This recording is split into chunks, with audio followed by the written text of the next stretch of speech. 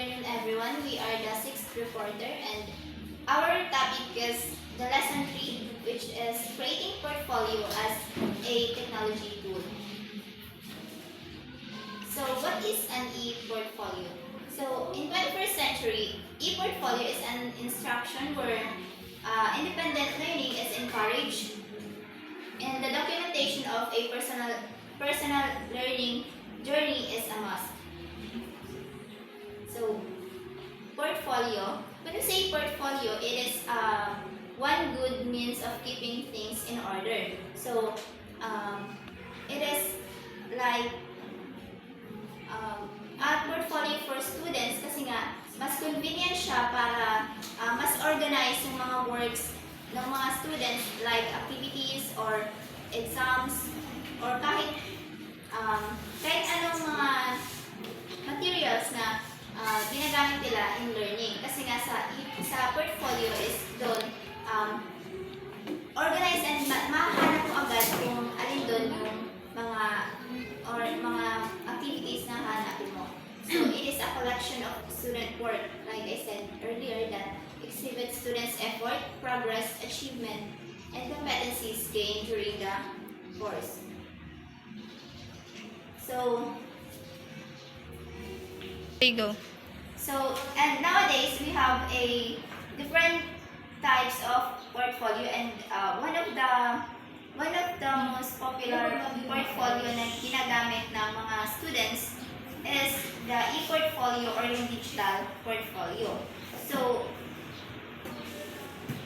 a digital portfolio is a computer-based collection of student learning over time that provides a window into student learning. So, the digital portfolio is ginagawa siya online, which is you need to use any gadgets like computer, laptop, or cell phone para makagawa ng e-portfolio.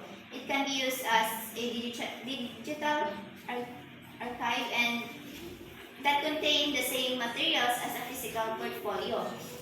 Katulad lang din siya ng physical portfolio kung saan pwede kang maglagay ng mga any materials na important materials na ginagamit in instruction,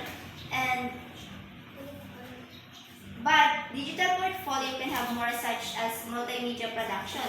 So doon pwede kang mag-insert ng pictures or anything na relevant links sa academic or even yung references, digital stories or blogs, like pwede ka rin doon mag-insert ng PowerPoint presentation, photographs, and other ICT materials na hindi mo pwedeng i-insert doon sa physical portfolio. So we have here the e-portfolio. Number 1, student portfolios can be evaluate students' academic progress. So yung students' e-portfolio daw is pwede i-evaluate yung academic progress ng isang estudyante.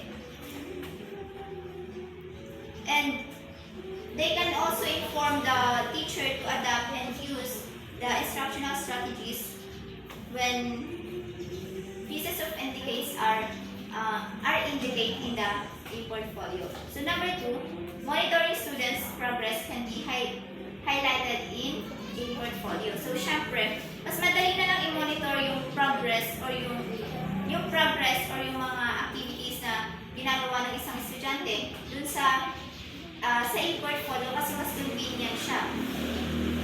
And nasa 21st century kasi, kaya mas madali na lang siyang i-access. Hindi katulad ng physical portfolio na kailangan mo pang magpasa face-to-face. Dito, kahit na pag need ng teacher yung portfolio ng isang estudyante, is madali na lang kasi i-access niya na lang through online. So number 3, portfolios document students' learning goal. So yung portfolios daw is ginagamit din siyang document para sa learning growth ng isang estudyante. So dito na-encourage ang isang estudyante para magkaroon ng sense of accountability for their own learning process. So, dahil doon para maging independent in terms of learning. So, creating an online portfolio using a site will be reported by Ms. Jessamay Busila.